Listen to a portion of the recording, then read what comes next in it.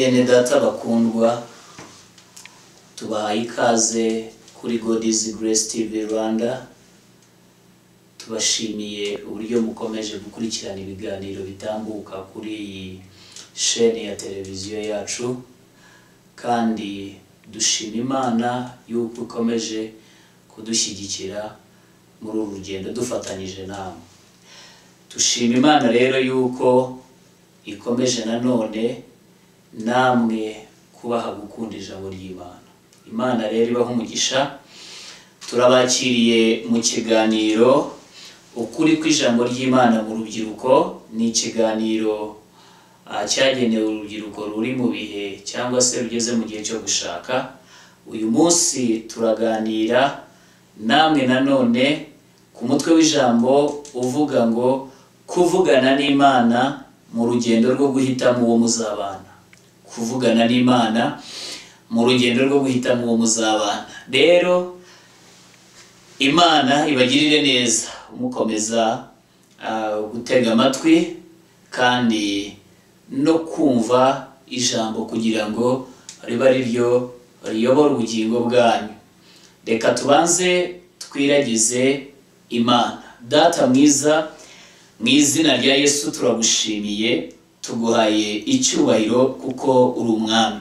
Tuguhaye ikaze ngo uvugane n'imitima yacu. Buri muntu wese mwami uteze amatwi iri jambo yigishwe nawe, afashwe nawe kandi akomezwe nawe. Mugirire neza rero, abone ubwenge buguturukaho kubw'imbabazi zawe, uyobora intambwe z'agakiza ke n'intambwe z'ubuzima bwe. Ni mu izina rya Yesu Kristo umukiza wacu tubisabye twizeye, amen.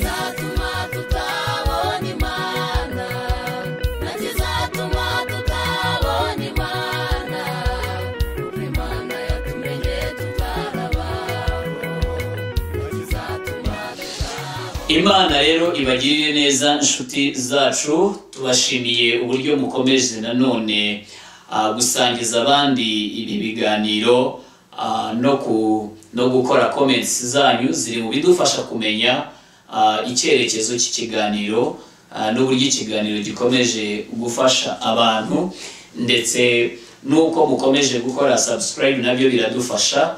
Imana yo mu ijuru rero ibagirire neza. Reka twinjire mu ijambo ry'Imana. Kuvugana n'Imana mu rugendo rwo guhitamo uwo muzabana. Ese Imana ishobora kuvugana n'umuntu mu rugendo rwo guhitamo uwo azabana nawe? Yego, birashoboka cyane.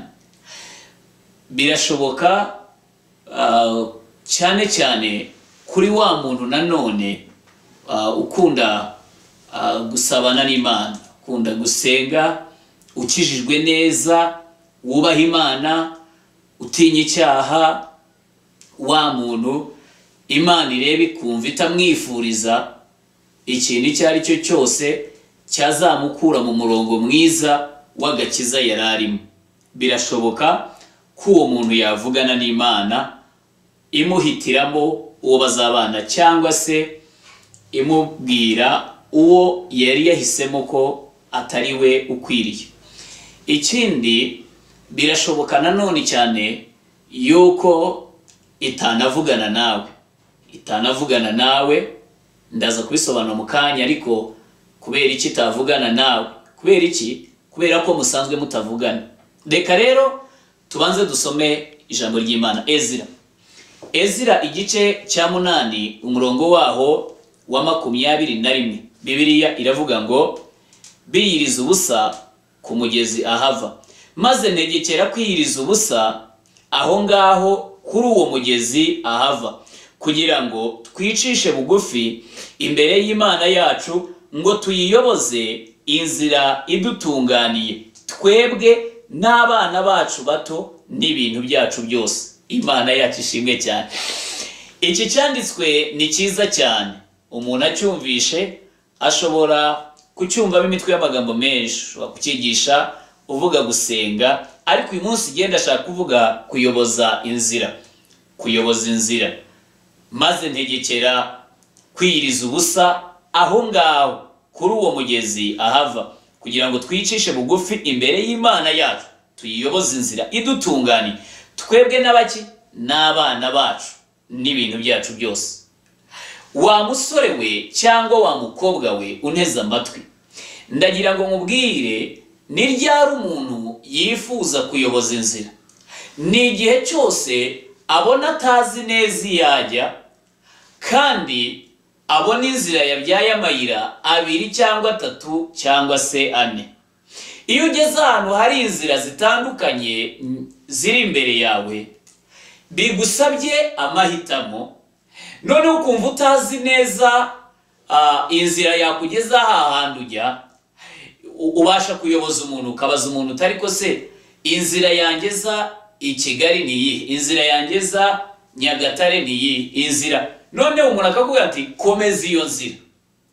Noneho abazi Imana yabo, abantu bakijijwe, abantu basenga, abantu bubaha Imana, bo burya nabo iyo bageze ahantu bibasaba amahitamo mu buzima, kugira ngo umuntu atazicuza, kugira ngo umuntu atazisanga yayobye, kugira ngo umuntu atazisanga yahushije intego, hari ubwo nanone bimusaba gufata icyemezo cyo kujya imbere y'Imana kugira ngo ayoboze inzira. Ibi ndabyemera, ni na byiza. Nanagira inama umuntu, inama ivuga ngo nawe uzayoboze inzira. Urugo ni ikintu gikomeye, urugo ni rugari cyane, ni ahantu ugiye kuba iminsi yose isigaye yo kubaho kwawe. Rero uramutse ugiye imbere y'Imana ukayibaza, ni ukuri kose ntabwo waba uciye nk'amabere, waba ukoze ikintu gikwiriye. Kuyoboza Imana, ukayibwira Mana, rero ndumva niteguye kubaka urugo, ndashaka umuntu tuzabana, ariko Mwami ni wowe uzi neza abantu waremye, ndakwinginze mpitiramo, cyangwa se bishurira ninde nzabana nawe. Ibi bintu ni kimwe mu bintu bishobora kugufasha ukazaba mu rugo ruguhaye amahoro n'umunezero iminsi yo kubaho kwawe yose. Reka mbanze mvuge impamvu ikomeye yatera umuntu kubaza Imana, ingingo nk'ebyiri eshatu nibura zishobora kumva, zagusobanura ko wumva ari ngombwa, impamvu numva ari ngombwa kuyoboza inzira. Iya mbere, abantu twese turiho, ariko tujya tubona n'abantu bato bapfa. Reka mbyite gutyo, bapfa, umuntu akagira cyangwa agapfa akagenda. Abanyarwanda bajya baca umugani bakavuga ngo ibuye rimeneye ku rwondo rugisukuma. Mu yandi magambo, umusore ashobora gupfa kandi umusaza cyangwa umukecuru w'imyaka 80 akiri aho. Unashobora kugenda ari imodoka ikamukubita. Noneho iyo turiho, niba ndi umuhungu kabura umukobwa cyangwa ndi umukobwa kabura umuhungu, iyo tunahuye tuganira, nta muntu umenya ngo usigaje manda ingana iki ku isi. Rero umusore uzapfa umwaka utaha ashobora kugutereta, ukamwira, ukamujyana n'iwanyu, ukamwereka n'ababyeyi, kandi yenda umwaka utaha imodoka izamukubitira ahantu mu muhanda agapfa, bikagutesha igihe, ukamupostinga ku mastatasi, kandi yenda umwaka utaha azapfa. Cyangwa se reka mvuge iyindi ngingo tujya tubona turi mu rusengero, ko abantu twese turakijijwe, ariko wajya kubona ukabona mu mezi nk'abiri ari imbere, mu bamwe mu bantu wari uzi ko bakijijwe ukabona umwe yaraguye, ukabona n'undi yaraguye. Rero iyo muri kumwe umukobwa n'umuhungu, umusore cyangwa umukobwa uzagwa mu kwezi gutaha, iyo muvugana, wowe uvugana nawe nk'aho ari mu gakiza nk'uwageze mu ijuru. Mu yandi magambo ndashaka kuvuga iki? Ndashaka kuvuga ngo kuyoboza Imana inzira ni byiza. Kubera iki? Kubera yuko ushobora kumara umwanya upangana n'umuntu, kandi nyamara mu mwaka utaha azapfa ugapfakara. Icyo ntabwo ucyumva. Ese ubajije Imana ikaguha umuntu muzarambana, umuntu uzarama nawe ukarama, umuntu muzasazana, ese ubwo urumva waba utagize ubwenge? Ese ko ushobora kuba umuntu muri kumwe muganira umwaka cyangwa amezi 2-3 ari imbere azaba yaguye, ariko wowe ukaba waramupostinze, itorero ryanyu ritazanabakingira ko ryamaze kumufatira, yenda ryamufatiye uko yaguye mu cyaha bakamuhagarika, noneho akamara igihe agutwara umwanya, noneho ushobora no gushaka uwo muntu akagwa akigera mu rugo. Amarira n'agahinda by'ukuntu arara mu nzoga, arara mu ndaya, arara mu kabari, bikagutangira ukigera mu rugo. Ese uyoboje Imana inzira, Imana ikagwishurira umuntu ushobora gukizwa kandi akazaramba mu gakiza, akazaguma mu gakiza, akazakubera mwiza, akakorohera ku buryo uzabona amahoro, uzabona umunezero mu rugo, akaguha n'uburenganzira bwo gusenga uko ushaka, akagushyigikira mu gushaka Imana yawe. Ese urumva bitaba ari byiza? Rero aha niho hava kumva umuntu yakwifuza kugisha inama Imana akayoboza. Bibiliya rero yavuze ngo maze ntegekera kwiyiriza ubusa. Mu yandi magambo, ni gute umuntu ashobora gufata iyo umuntu afashe icyemezo cyo kuyoboza Imana, ni hehe ahurira nayo? Ni mu masengesho. Umuntu arahaguruka agategura amasengesho, akavuga ngo ngiye gutegura amasengesho y'iminsi 3, y'iminsi 2 se. Ni amahitamo yawe. Imana ntabwo yigeze yandika ikabanga iki kintu uzajya aza kukinsaba wese azajya asenga aya masengesho. Twese burya tubitekereza bitewe n'agaciro twahaye ikintu dushaka gusaba Imana. None umuntu akajya imbere y'Imana akavuga ngo ndamara iminsi 2 cyangwa 3 imbere y'Imana, ntarya ntanywa, niyirije ubusa, ninginga Imana nyiyoboza inzira. Kubera iki nyiyoboza inzira? Imbere yanjye ndahabona Fred, nkahabona na Geoffrey. Ni abahungu bombi baranereta, bombi baranshaka, bombi bambwira yuko bankunda. Ariko se ubu nzamenya umuzima uzakizwa tukarambana mu gakiza nini? Nzamenya ninde uzarama tuzaramana mu rugo tukabana mu rugo iteka? Uwajya imbere y'Imana se ko ndeba inyuma nabarebye mu ndesho mbona bose ni beza, ndebye mu gihagararo mbona yego umwe ni muremure undi ni mugufi, ariko nanone ibuke ko wowe urimo kureba inyuma, Imana ireba umutima yakubwira ibirenze ibyo warebaga. Iyi Mana rero izi kureba n'imbere, ikareba ibihe by'imbere by'umuntu, ikareba no mu mutima w'umuntu. Iyo yigiye imbere ishingira ku byo ubona wahisemo ukunda, ariko igashingira no ku byo utabona no ku byo utazi. Noneho ikaguhitiramo, ikaba yavugana nawe. Rimwe na rimwe ishobora no kubwira uwo wewe wumvaga atari ukunze ndetse cyane. Ndeka mvuge ngo mu mirebere yawe, mu marangamutima yawe, mu mahitamo yawe, wakwitegereza umuntu ukareba indeshyo, ukareba inzobe, ukareba uko burya ari umusore, igihagararo, cyangwa ukareba uburanga. Bamwe bakareba inyinya, umuntu akareba utunogo two ku matama se, umuntu akareba ataye se. Ariko Imana ireba umutima, ireba n'agakiza k'umuntu. Ishobora kuguhitiramo wa wundi mu byiyumviro byawe udashima neza 100%, ariko Imana ikaba ari we yashimye, kuko Imana itareba nk'abantu. Icyo gitekerezeho. Noneho Imana yamara kuvugana nawe ukajya kubona ukabona si we yenda we washingiraga ku mafaranga uwo musore afite, ariko Imana ikabona undi udafite amafaranga. Ariko reka mbanze nkubwire, ufite amafaranga ashobora kuba yafite, ariko ejo bazayamutsindaho. Byakumarira iki kuba ariwe wahisemo? Hariya wazasigarana amafaranga. Ufite amafaranga ashobora kuba yafite, ariko yenda ayiba leta muri ruswa n'ibindi nk'ibyo, anyereza umutungo wa leta. Ejo bundi bazamufunga bakamuteza cyamunara, byose bakabitwara kandi wageze mu rugo. Nyamara hakaba hari undi utanayafite menshi cyane, ariko Imana yareba umutima, yareba umugisha, yareba agakiza, yareba umugisha izamuha, yareba imbere uko hagiye kuzaba hameze, ikavuga iti uyu nguyu niwe ukubereye. Imirebere yawe n'imirebere y'Imana ibuke ko bitandukanye. Noneho umenye ko Imana yareba neza kukurusha. Numara kumenya ko Imana yareba neza kukurusha, wubaha Imana igihe ivugana nawe. Hanyuma reka mbanze mvuga iki ngiki. Abantu benshi nagiye mbona abantu benshi muri iyi si afite amafaranga, afite ubutunzi, afite ubutaka, afite n'amazu, ariko ibihe bindi bisimburana ukajya ko ukabona arimo aramanuka akagenda agahomba. Umuntu uzahomba mu myaka iri imbere wowe ntiwamumenya, ariko Imana yamureba ikamumenya. Ariko nanone umuntu udafite byinshi none ariko ari we mukire w'ejo hazaza, Imana yamureba.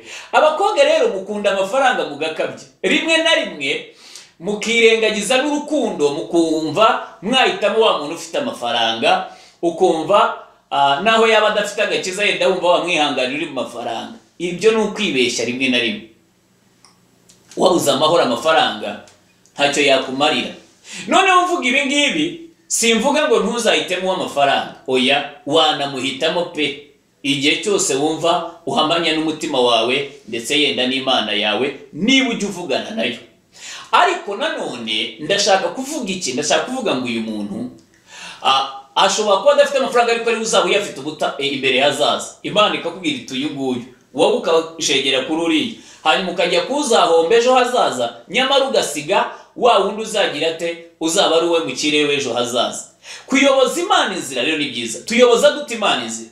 Ni ugutegura ibihe by'amasengesho nk'uko nakubwiraga, ukajya imbere y'Imana ugasenga, kandika icyifuzo cyawe, kavuga uti Imana nje kuyoboza inzira, mfite abahungu runaka, Geoffrey na Fred, ese Mana ninde muri bo harimo umugabo wanjye? Ese muri Kantarama na Nyiramatama muri bo bombi harimo umugore wanjye? Ushobora no kubwira Imana ukayibwira uti kandi niba atari muri abo, Mana ndakwinginze umhitiremo uwo wumva uwushaka. Imana yacu ishimwe cyane. None Imana muri ayo masengesho yawe, kuko yabibonye yuko wahaye agaciro kuvugana nayo, kuko yabonye ko wayihaye agaciro ko yagira uruhare mu myubakire y'urugo rwawe ruzaza, Imana ishobora kuza ikavugana nawe. Kuki mvuze ngo ishobora kuza? Nuko ishobora kubikora ntinavugane nawe, ariko turaza kubivugaho mu kanya imbere. Yesu wacu ashimwe cyane. Uko abantu bose bayibajije siko ibasubiza bose. Ndaza kubwira abisubiza n'abidasubiza kuri iyo ngingo. Bibiliya yavuze rero ngo ntegeka. Uyu mugabo rero yabonaga imbere hari inzira, ariko aravuga ngo hakeneyemo kwiyiriza ubusa, hakeneyemo no gusenga, hakeneyemo no kwicisha bugufi, tukajya imbere y'Imana ngo tuyoboze inzira idutunganiye twebwe n'abana bacu. Wa mukobwa uratekereza ko inzira igutunganiye wowe n'abana bawe ari iyihe? N'ibintu byanyu. Nuko uzagira umugabo ubahaye amahoro, niyo nzira yagutunganira wowe n'abana bawe. Inzira igutunganiye wa musore we ni iyihe? Wowe n'abana bawe. Ni igihe wagira amahirwe ukagira umugore mwiza w'umunyamahoro, w'ubwenge, ushobora kubaka urugo, atari wa mugore uguca inyuma, atari wa mugore ubyaramo rimwe kabiri ubundi n'umuturanyi wawe akaba yamubyayemo umwana, cyangwa se bosi ku kazi akaba yamubyayemo umwana, ukamutera inda n'abandi bazamutera iyindi. Bene ubu uratekereza ko yagutunganira n'abana bawe? Cyangwa gushya abana bawe ntabwo wumva icyo bishatse kuvuga. Reka mbanze ngisobanure mu magambo make. Abana bawe nabo uzabyarana n'uyu mudamu, cyangwa uzabyarana n'uyu mugabo. Aba bana uzabyarana nawe ni iki cyababera cyiza? Ni iyihe nzira yabatunganira? Nuko babana na nyina na se, bakazarinda bakura, bakarinda biga, bagashaka, bakubaka yabo mago, baragize ababyeyi beza, babaha indero nziza, babaha imico, babaha umuco, noneho babaha uburere bwiza. Noneho ntiryari saba abana inzira wayoboje cyangwa se inzira wahisemo itabatunganira. N'igihe ushatse umugore ejo bundi akaguca inyuma, yatangira kuguca inyuma ukazamufata yasambanye n'undi mudamu. Nk'ibyo nigeze kubona ku mbuga nkoranyambaga bicicikana, umugore bamufatanye n'umugabo w'abandi, nako umugabo bamufatanye n'umugore w'abandi, umugabo baramutema bamuca n'ikiganza n'ibindi bintu nk'ibyo nabonaga. Noneho bene uriya mudamu se uratekereza ruriya rugo yararugumyemo akomeza kubakana n'uwo mugabo watemye ubundi amumutemeye hejuru? Ubwo rero abana babo bari gutekerezaho. Buriya umugabo washatse uriya mugore ntabwo muri iriya nzira yari yarayiyoboje neza, yayoboje inzira itazamutunganira n'abana. Kubera iki? Yabaye yarahafata gitifu w'umurenge ahantu ngo aryamanye niba ari n'umugore we, arangije uko yabigejeje, niba uko yamutemye aramutema, niba ibyo urabyumva neza. Noneho hirya yaho ukurikizaho ukuntu urugo rugiye gusigara rumeze. Uyu mugore agiye gushwana n'umugabo we, nubwo umugabo w'umwijira bamutemye, ariko uyu mugore agiye gusigara yashwanye n'umugabo we. Noneho uyu mugabo nawe ashobora guhita amwirukana. Namwirukana uyu mugabo ashobora kuzashaka undi mugore. Nashaka undi mugore, abana yabyaranye na wa wundi wa mbere ko batazagendana na nyina, ko abana bazajya bashaka se kandi bakongera bagashaka nyina. Urumva ko abana baba bashobora kuzabaho mu buzima bubi ko wahisemo nabi. urumva ko abana bawe bagiye kuzabaho mu buzima, bashobora kuzabaho mu buzima bubi kuko wahisemo umukobwa utagishije Imana inama, kuko wahisemo umuhungu utagishije Imana inama. Uzi yuko ushobora kugira gutya ugashaka umuhungu uzajya aba mu kabari anywa inzoga asinda, mbese utayoboje Imana ejo bundi azaba yanaguye naho mwaba mwari mu rusengero mukirwa utari ubizi kubera ko utavuganye n'Imana ngo ikubwire ibiri imbere. None akazaba yaguye, akazajya anywa agasinda, akaza akabakubita mwese mukarara hanze wowe n'abana bawe. Ubwo si yo nzira urumva yabigutunganiye. Iyo niyo mpamvu ikomeye ya mbere idutera kumva twayoboza Imana inzira idutunganiye n'abana bacu. Uyu rero yashakaga inzira imutunganiye n'abana be. Wa musore we, shaka inzira izaba igutunganiye n'abana bawe. Yoboza Imana inzira. Umukobwa w'inzobe niwe ngombwa? Ese uw'amataye niwe ngombwa? Ese umunini niwe ngombwa cyangwa umutoya? Reka manze mbabwire ijambo rikomeye cyane. Haleluya. Ijambo rikomeye utashobora kwemera cyangwa se kumva ngo urisingire none, ariko imbere uzarimenya. Nta muntu mwiza ubaho, nta n'umuntu mubi ubaho. Mvuze ijambo rihambaye. Nta muntu mwiza ubaho, nta n'umuntu mubi ubaho. Nagiye nitegereza, ahubwo ikibaho ni iki? Habaho kunyurwa. Burya nta muntu mubi ubaho, nta n'umwiza ubaho, habaho kunyurwa. Nagiye nitegereza imitekerereze y'abantu iyo binjiye mu cyitwa gukundana. Abantu bamwe bakunda abakobwa ngo batoya, ngo baringaniye, ngo taille française. Ibyo uzabivuge nyine iwanyu, yenda muri ako gace nibo mukunda. Hari akandi gace nzi bakunda b'abantu banini babyibushye neza neza b'amataye, amabuno agera iyi ngiyi, nabo bavuga ko ari bo beza. None ugasanga wa wundi akavuga ngo uriya si umugore. Kubera iki? Ngo karumye kameze nk'akatsi, ngo ni mahwera, ngo uriya ni umugore. Noneho bamwe bakunda banini, akavuga ngo uwo niwe mwiza. Abandi bakunda ngo abatoya, ngo taille française, ngo abo nibo beza. Noneho nanjye ntayoberwa umwiza n'uwuhe. Bamwe ko bahisemo abanini, noneho waba utari na munini bakaguhata ibikoma, bakaguhata ibicyo, ukagenda ukabyibuha neza neza, bakagukura ibikoma bashyizemo imiceri, bashyizemo ibiki, bakavanga ibintu by'ibifu byinshi. Noneho umuntu bakamuguma akavayo akabyibuha akangana atyo, bakavuga bati nibura nturebe umugore. Noneho wowe utekereza umwiza ari uwuhe? Umwiza ntuzakunyura. Naho ntabwo umwiza ari umunini. Ushobora kumwereka bamwe bakavuga bati uwo mugore umuntu atanaterura, nibura ngo ujye no mu kwifotoza tuwo nta mugore umurimo. Noneho undi nawe wamubwira uti umwiza ni umutoya, ati umugore ugaburira ntagaragaze ko yanariye. Noneho uwo nawe bakavuga, none abandi nabo bakavuga bati umugore rwose ni w'inzobe. Undi nawe akakubwira ati reka reka ngiye nkunda uwirabura. Nta mwiza ubaho, habaho kunyurwa. Uzanyurwe n'Imana izaguha, uzanyurwe n'uzashaka. Abagore bose ni kimwe, wa muhungu we, ndumva nkubwiye. Imana rero igufashe kandi kugirire neza. Reka dukomeze twinjire imbere. Niba maze kukubwira ngo nta mwiza ubaho, habaho kunyurwa, byumve neza yuko uzakunyura, uzaba ufite, azaba ari we mwiza.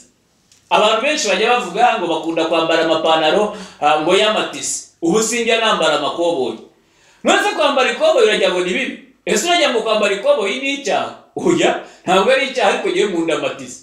Undi nakavuga ati sinakwambara amatisi, ariko ngiye amatisi niyo anyura. None undi nawe akambara amakoboyi ngo amakoboyi niyo anyura. None we akavuga ati ngewe ntabwo nava muri ibyo bintu byo kugorora bya buri munsi, ngo ikoboyi uranayihanagura ukagenda, akagushakira ibyiza byayo. Undi nawe akavuga ati tisi atuyitera ipasi, ati kiya kintu cyo iki gikoboye no kukimesa biragora, akagushakira ibibi bye. Nuko ngo nakubonera ibibi by'umukobwa w'inzobe, nakubonera ibibi by'umukobwa wirabura, nakubonera ibibi by'umukobwa munini, nakubonera n'ibibi by'umukobwa mutoya. Biterwa n'icyo nahitamo, n'icyo nahisemo, n'icyo nkunda. Nawe rero, nawe ndatekereza ko ari uko haba kunyurwa rwose. Ntibazakubeshye, uzahitemo ibyo ukunda, ntuzahitemo ibyo abantu bakunda. Haleluya. Niba ushaka ko Imana izavugana nawe ku muntu muzabana, icyambere ivugana n'umuntu isanzwe n'ubundi ivugana nayo mu bindi biri mu nyungu zayo. Abantu bamwe babaho batikoza Imana, batayikoza, ibintu byo gusenga no gukizwa batabigendamo neza, ariko yagera mu gihe cyo gushaka akumva noneho arashaka guhata Imana ngo imubwire uwo azabana nawe. Ntabwo Imana izatangirira kuvugana nawe mu nyungu zawe. itangira kuvugana nawe mu nyungu zayo. Haleluya. Itangira kuvugana nawe mu nyungu zayo. Cyagiye rero ikubwira iby'umurimo wawe, cyagiye ikubwira umuntu wafasha, umukene wafasha, imfubyi wafasha, cyagiye ikubwira ibyo ukwiriye gukora mu rusengero rw'iwanyu, cyagiye ivugana nawe, isanzwe ivugana nawe mu nzozi. Iyo uwo muyoboro wawubatse mbere, ukawubaka Imana yawe, mukaba murakundana, mukaba muravugana, mukaba murakorana n'ubusanzwe, niyo ugeze mu gihe cyo gushaka ntabwo izagutererana, nabwo izavugana nawe. Haleluya. Ndayikunda rero.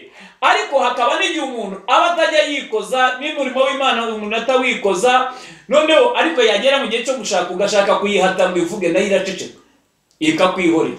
Ndaza kugira inama nawe, ariko reka mbanze mvugane n'aba ngaba bajya bagira bate, bajya bavugana n'Imana. Ndashaka kuvuga ngo ntabwo itangirira mu nyungu zawe, Imana itangirira kuvuga mu nyungu zayo. None wazagera mu nyungu zawe ikaba ntabwo ishaka kuza guhitamo nabi, hata amahitamo yawe mabi atazabangamira za nyungu zayo mwaje mugendanamo neza. Aho hantu urahumvishe. None ahangaha niho hatera Imana kumva yakwihutira gushaka kuza kuvugana nawe. Yesu wacu ashimwe cyane. Imana yacu rero, reka mvuge ingingo ya kabiri nshaka kuvugaho. Imana yacu ishobora kuvugana nawe ikubuza umuntu wowe wari wibeshye ko yaba ari we mwiza, ko yaba ari we muzabana. Ni gute Imana ivugana n'umuntu imubuza umuntu? Aha ntabwo naza kubivuga byose kuko Imana ikoresha inzira nyinshi mu kuvuga. Tuzabivuganira igihe kimwe n'inzaba ndimo kwigisha kuvugana n'Imana mu bihe biri imbere. Imana nibishima. Icya mbere, Imana ivugira mu nzozi. Icya kabiri, Imana ivugira mu ijwi. Ishobora kuvuga ikoresheje ijwi. Icya gatatu, ishobora kuvuga ikoresheje iyerekwa. Icya kane ni uguhishurirwa. Ntabwo guhishurirwa rero turi bubitindeho kuko ni imvugo izimije, ariko reka tuvuge mu nzozi.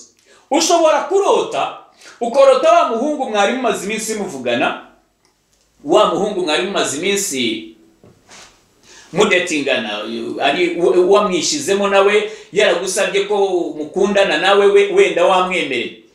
Ushobora kugira icyo ukarota arwaye sida. Abakobwa batazi kuvugana n'Imana cyangwa se abahungu batazi kuvugana n'Imana b'abapapa, avaye akabyumva kumvira nk'izo nzozi, akibaza se ubu arwaye sida koko? Ubundi se twari buzabane tutipimishije? Nitwipimisha nkasanga arwaye sida, nzaba mbonye uko muhakanira. Oya, oya, oya, oya. Aho uribeshye. Banza ugira amakenga kuko Imana imishuri yarwaye sida. Ushobora no kujya kumupimisha ukamutega umutego ngo ugende umupimishe, wamupimisha ukavuga ngo ni muzima, ukavuga uti tugiye n'ahandi, ugasanga ni muzima, ukavuga ngo za nzozi zari zimiruho, ukazicuza nyuma warageze mu rugo. Reka mvuge, iyo uvuze gutya bishatse kuvuga iki? Ibishatse kuvuga ko afite indwara, arwaye indwara idakira muri we mu buryo bw'umwuka. Ashobora kuzakurusha, afite kamere, ashobora kuzakurusha mugeze mu rugo bikakugora. Ushobora kurota ukabona arwaye nk'igisebe kibi utaruzi, ariko wajya kumwitegereza ukabona ahantu uranabonye ukabona nta n'igisebe arwaye. Mu yandi magambo ndashaka kuvuga iki? Iyi Imana ivugana nawe ishobora kuguhishurira inenge kuri wa muntu.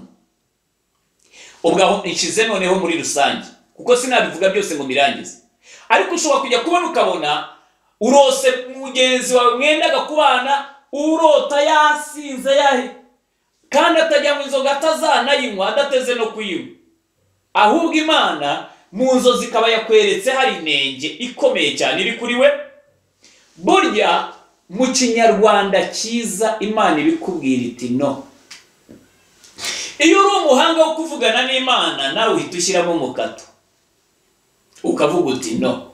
Reka manze guhumurize kuri iyi ngingo, niba waravuganye n'Imana ikagira umuntu ikubuza ariko ukaba wari utarabisobanukiwe. Iyi Imana ushimuye ikakubwira iti woye, ukagira utyo ukavugana n'uriya nanone ikazakubwira iti woye, wazabura n'uri nanone ikakubwira iti woya, uzamenye ngo burya ifite uwo yaguteguriye. Uzihangane, umunsi umwe hari uwizakubwira ngo yego. Ntabwo Imana ishobora kugira uwo ikubuza idafite uwizakwemerera. Burya iyo ikubujije bwa mbere ikakubuza bwa kabiri, ubwo ndavugana n'abantu bajya bavugana n'Imana, kandi bahuye n'ibyo ndimo kuvuga, abo ngabo nibo ndimo kuvugana nabo. Igihe runaka menya ngo hari uwizakubwira iti n'uyu. Iyi Imana rero hari igihe umuntu itanakubwira uwo ari we bitewe n'iki, kuko ibona ushobora kwita imukubwiye waraho ugiye kumuteta kandi yenda ataratunganywa, ikimukoramo umurimo ngo izamuguha amaze gutungana. Icyo gihe rero amuguhisha, ariko yabona wafashe utari ikihutira kukubwira ati woya uwo nta mugabo muri, cyangwa se ikagwishura za ntege nk'uko nakubwira, cyangwa ukarota yaje agendera mu mbago, tuvuge yaramugaye yarwaye yaracitse nk'ukuguru, nabwo ubwo ibifite buriya imodoka igiye gukata muri mu muhanda mugenda itera ibinyoteri, hari ukuntu Imana itera ikinyoteri ikubuza guca muri urwo ruhande kuko ni danger. Noneho nubwo buryo ishobora kugwishura iyo utabyumvisha. Dear friend, aha mu ntega amatwi, iyo utumviye uba uzahura n'ingaruka y'uko kutumvira. Ndakubwiza ukuri 100%. Reka renda nikomereza. Imana nanone, reka mbaheho ubuhamya gatoya bw'umuntu umwe. Umusore umwe yari umuvuga butumwa mwiza mu rusengero, akora umurimo w'Imana neza. Pasiteri we nako umusore agiye kuzenza igihe cyo gushaka, arambagiza umukobwa. Noneho dushingiye muri bya bindi by'uko imyizerere yaba ihuye, arambagiza umukobwa asengera mu itorero, mu ministry cyangwa mu musingi umwe na wa wundi na wa muhungu. Umuhungu noneho amaze kumuhitamo, Imana ivugana n'abashumba be ibahishurira uwo mukobwa ariko atatugana, atari umukobwa muzima. Noneho umuhungu igihe abibwira pasiteri aramubwira ati ariko se uwo mukobwa warabisengeye wavuganye n'Imana? Iryo ntabwo turibwira wa muntu tuzi utajya uvugana n'Imana cyangwa utajya usenga, udafite iyindi ntambwe mu gakiza. None yarangije umuhungu aramubwira ati nta kimana yabibwiyeho, atariko ati ngewe naramukunze. Nibura se arakijijwe? Atarakijijwe, atusengera no kwa pasiteri runaka, mu yandi magambo urusengero muhuje imyizerere. Kuba umuntu umusengana mu rusengero ntabwo bihagije kuba wamwizera ko akijijwe ku buryo azaramba mu gakiza, kuko n'abagwa bari bo mwasenganaga. Ariko none yarangije bari bamwe bati umukobwa ko twumva atari, ariko kuko pasiteri yamenye, pasiteri w'umukobwa aramutelefona aramubaza se umukobwa runaka na runaka arakizwa?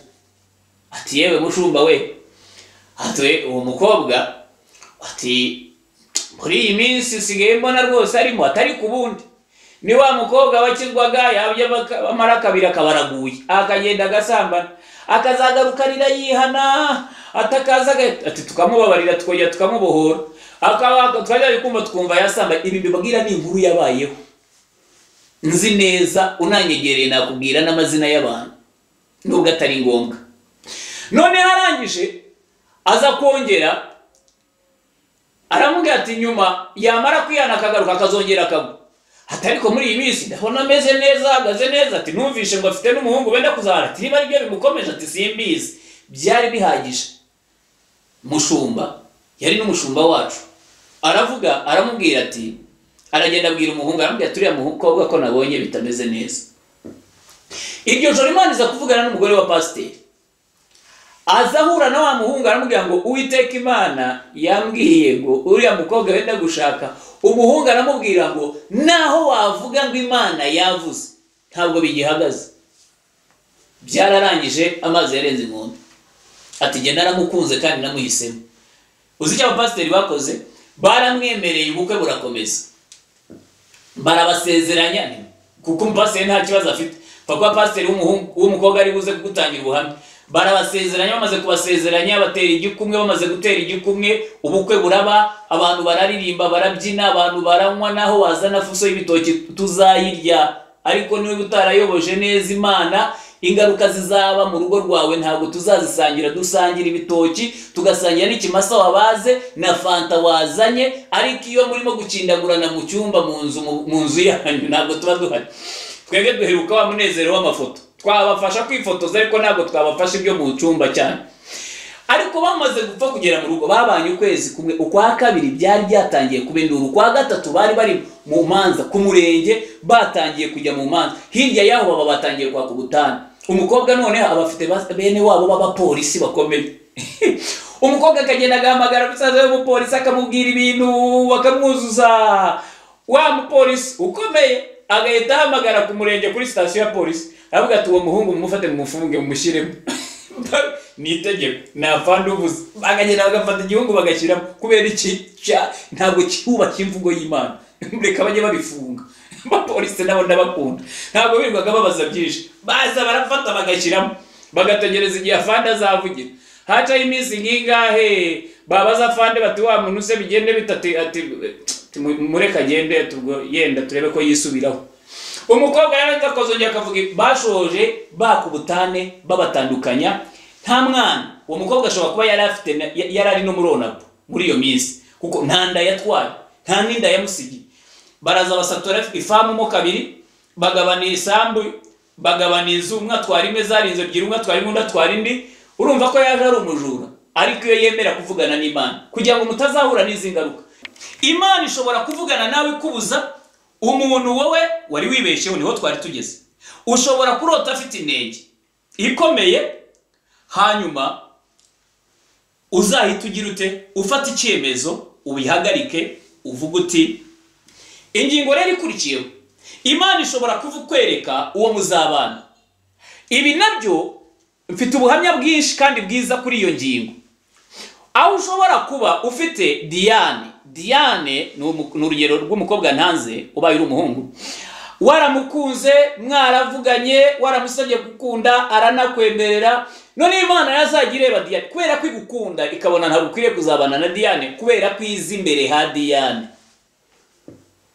none Imana kubera ko usanzwe ugirana ubusabane nayo no mu bindi no mu murimo w'Imana ikagukunda ikavuga iti iki kinogo sinzemera yuko uyu mwana w'umuhungu azakigwamo icyo gihe Imana ikora iki ifata umwanzuro igafata gahunda yo gutangira kukurambagiriza igahitamo umukobwa reka tuvuge ihisemo umukobwa witwa Cynthia ni urugero ntanzi none wowe wajye kurota mu nzozi ukarota uri muri mu bukwe mu gatimba wakoranye ubukwe na Cynthia kandi ntimujya munavugana ariko wowe mwaragiye ni wabo umukobwa mwafashe n'irembo cyangwa wowe ugakomeza ibingibi ariko waryama mu nzozi ukarota ubundi aho ndagusezanya ko byanze bikunze bya binaye inkwano zaba zaragezeyo bizapfa uzasoza washatse wa wundi mu yandi magambo kumvira Imana hakiri kare byaba ari byiza nicyo nshaka kukubwira deka nguhe ubuhamya bw'umuntu umwe umukozi w'Imana kandi ni umupasiteri numwe mu bapasiteri b'inshuti zanjye nkunda we n'ubu iki kiganiro cyumvishe yahita amenya ko ari we mvuga kubera ko abihiza ubuhamya bwe yabayeho akorera Imana ari umupasiteri akijijwe neza igihe cyiza kugera noneho aza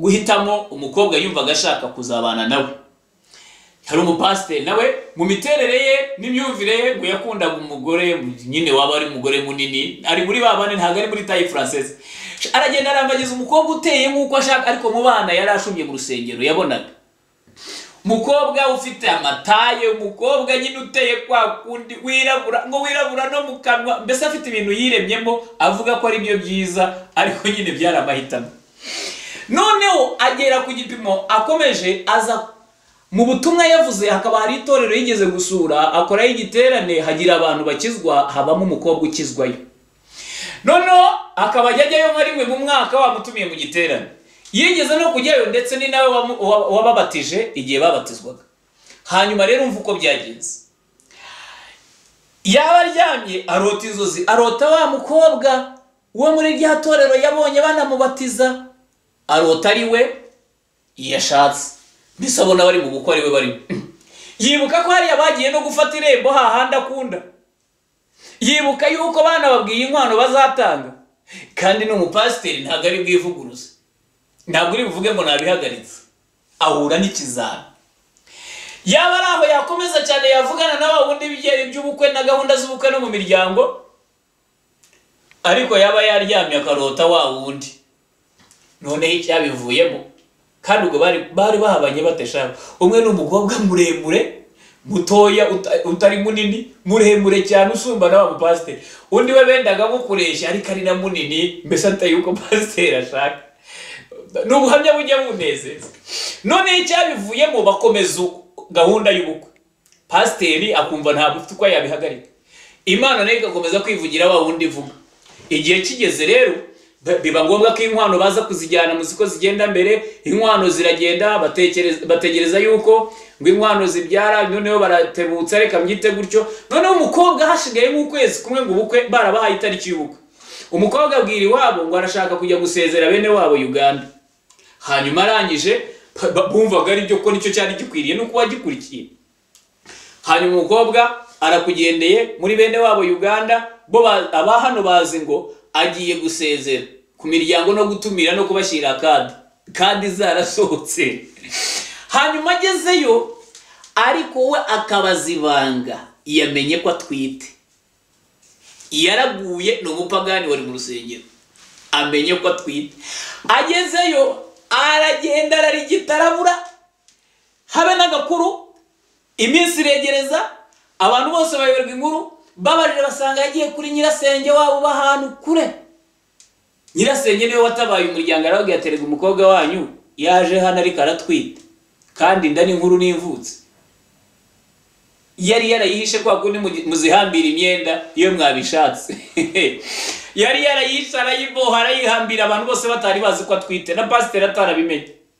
Hanyuma bibaho umunsi hafi mu byumweru bibiri, habura ibyumweru bibiri nibwo pasiteri bamumenyesheje yuko ubukwe bwapfuye, umukobwa atwite. Bariyahura baraza baravuga, biracika ibintu bibindi, inkwano baraza barakoranura ibintu byose, ariko akaba yatakaje igihe kubera ko atumvishe za nzozi na ya mvugo y'Imana.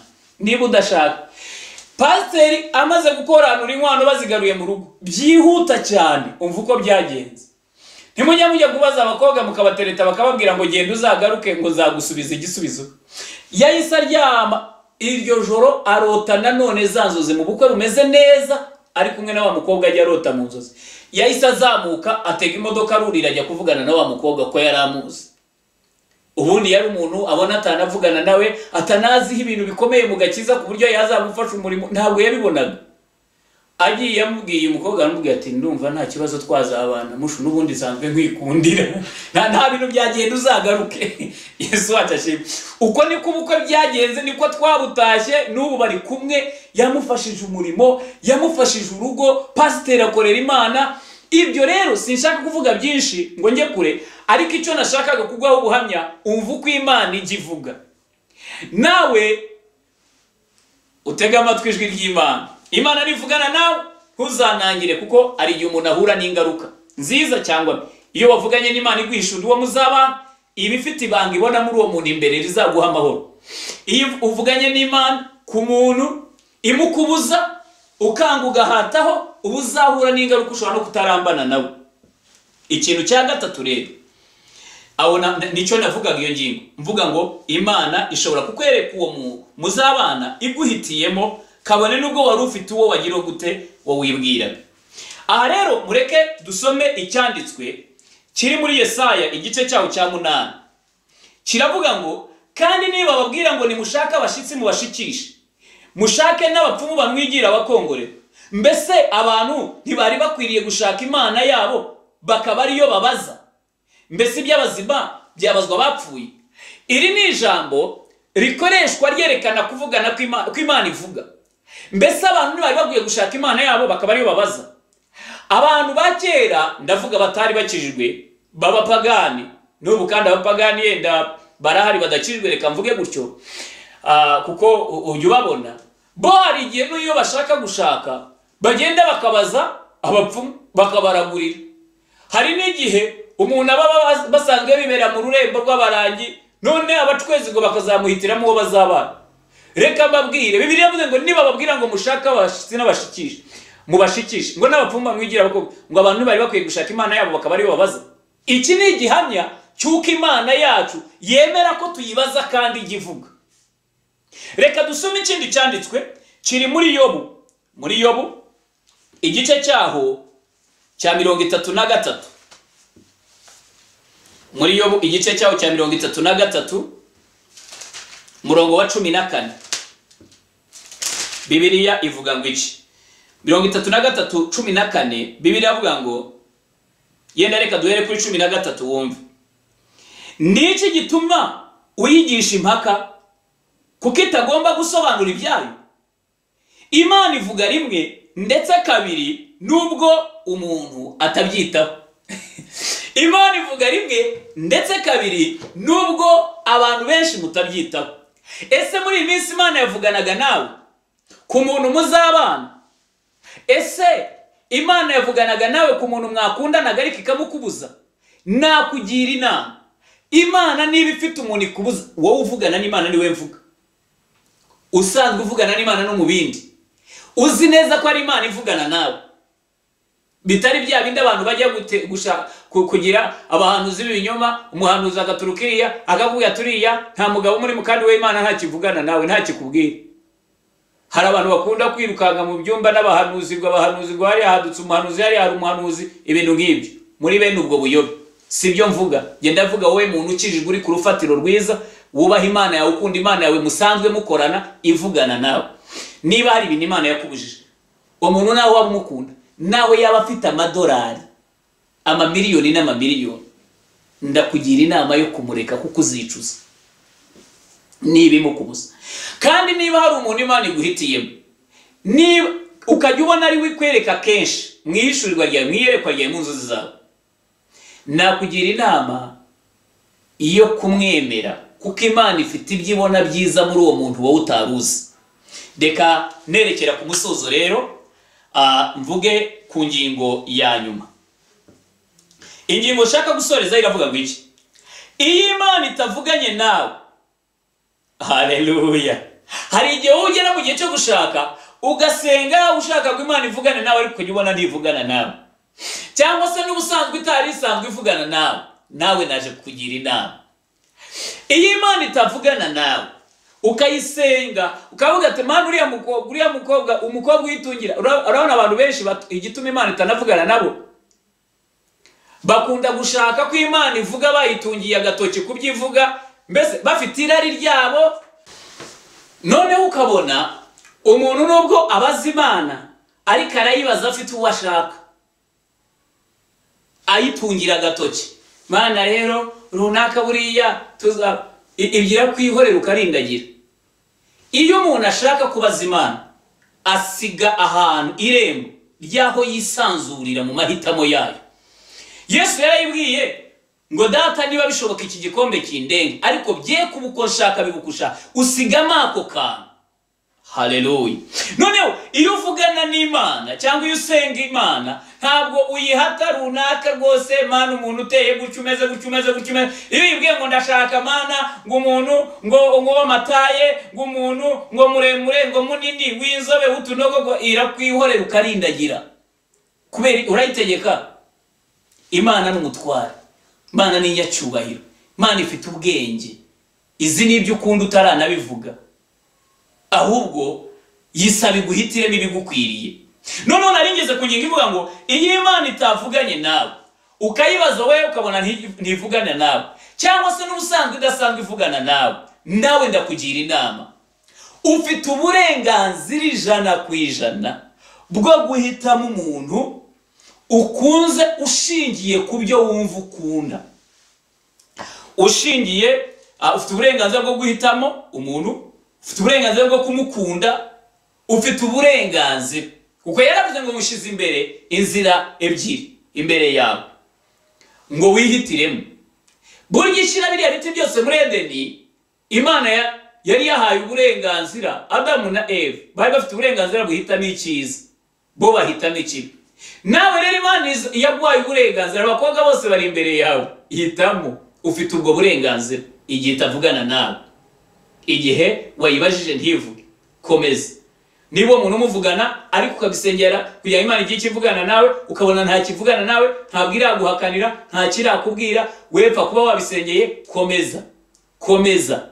Mukomeze gahunda, kuko Imana nanone yubaha amahitamo yawe kandi yubaha gukunda kwawe. Hari igihe iyo ibonye uwo wahisemo nta kibazo, hari n'igihe kwihorera ntinavugane nawe ariko ikabireka, ikunda kuvuga kubera yuko ibona birimo ikibazo. Rero wakomeza, ntibyakubuza kubana nawe kandi byazababuza kuzagira amahirwe. Icyo kwitondera ni igihe Imana ikubuza ikagira ukwereka, cyangwa ikindi igihe itavuganye nawe, uburenganzira n'ubwawe. Imana iguhe umugisha, naho ubutaha. Murakoze. Reka rero dushime Imana. Data mwiza, mu izina rya Yesu turagushimiye kubw'abumvisha aya magambo. Reka bahugurwe nawe kurutaho, Mwuka Wera ube inyuma y'iri jambo, kugira ngo bafashe bagirirwe neza nawe mu ijambo ryawe, ndetse uduhe umugisha wo kubona amahirwe yo kuzahitamo kwiza k'urubyiruko rwacu, kugira ngo tuzubake cyangwa bazubake amago ahesha Imana icyubahiro, ndetse insengero zikomere ko zifite amago akomeye yubaha Imana. Ni mu izina rya Yesu Kristo umukiza wacu, amen. Imana ibahe umugisha, naho ubutaha. Murakoze.